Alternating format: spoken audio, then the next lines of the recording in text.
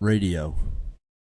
A system of telecommunication employing electromagnetic waves of a particular frequency range to transmit speech or other sound over long distance without the use of wires. Guglielmo Marconi is considered by most the father of radio. He sent the first wireless telegraph in 1894, which was just Morse code, initially used for commercial and naval vessels. In 1896, he sent a signal over 2 miles.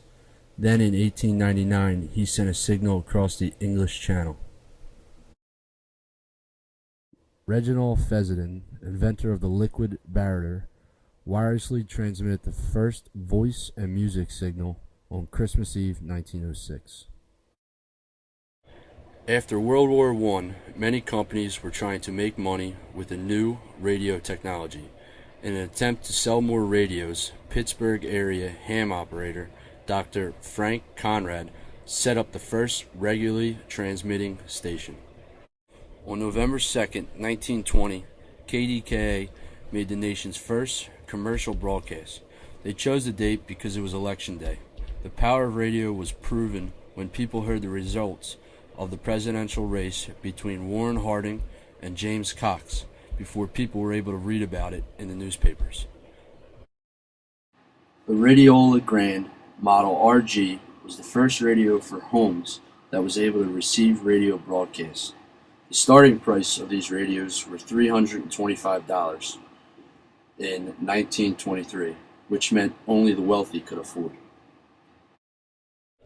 FM was demonstrated to the Federal Communication Commission for the first time on June 17, 1936, and was assigned the 42 to 50 megahertz band of the radio spectrum.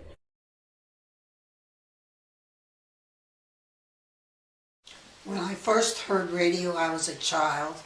That was our only kind of entertainment. You always had it on to listen to music and the news, because we had no other way of connecting with anything that was entertaining. And as time went on, I got a little older. I used to love to listen to the shows. The one was like Inner Sanctum Mystery, and everything was so real that you felt that you were just like in the park, because it would make a squeaky door. It would make you feel like it's in your home having this go on. So it was something that was very educational to us, the radio.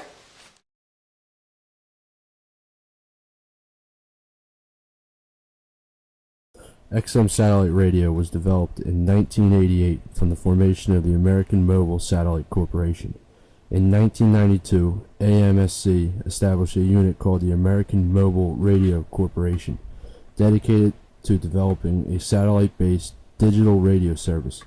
This was a spun-off of XM Satellite Radio Holdings, Incorporated, in 1999. The satellite service was officially launched on September 25, 2001.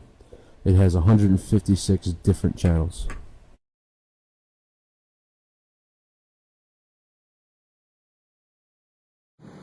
Alright, so I started radio 7 years ago, and in that short time it has changed a lot into now that we're more not just radio, not just in your car. We are everywhere with like the iHeartRadio app for Clear Channel, and we have to have a digital presence online, on Facebook, on Twitter. You have to be where the people are.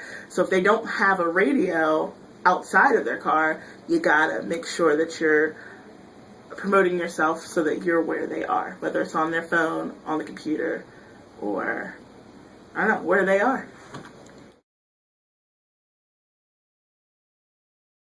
Is the fact that there's a whole lot more competition now. I mean, I can think back, I lived through the days of the Walkman, and now of course it's the iPod, and then you have your internet sites that you can listen to different music. So when I was growing up, you know, again, there was TV and radio. If you wanted to listen to music, you'd listen to radio. And now I think, I would guess the majority of people use the internet or have their own personal device to listen to whatever music they want to listen to. So that I guess that would be my own perception of how it's changed in society. It's probably less of a viable medium than it was when I was a kid.